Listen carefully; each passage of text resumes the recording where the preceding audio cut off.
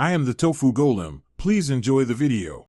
You start by preparing the launch storyboard so the system has a static entry point. This is faster than images. Open Xcode, pick your app target, and in general set the launch screen file to a new launch screen. Storyboard.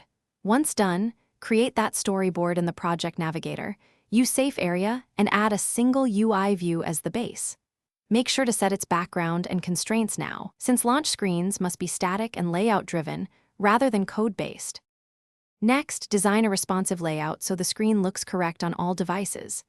Add an image view and optional label, set the image view to aspect fit, and supply an asset with multiple scale variants. Then pin constraints, center X and center Y, plus a width multiplier or fixed max width, and top/bottom margins if needed. Because launch screens run before app code, avoid buttons or animations. Rely entirely on auto layout for adaptability. This prevents stretching and misalignment across device sizes.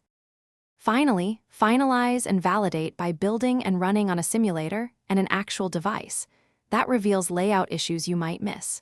If the screen appears blank, make sure the launch screen file name is exact and the storyboard is in the app target's build phases. Also confirm image assets are included and use single-page PDFs or vectors for crisp rendering. If constraints collapse, inspect console for auto layout warnings and fix ambiguous constraints. This is the most common troubleshooting tip. Thanks for watching. Consider subscribing if we helped you today.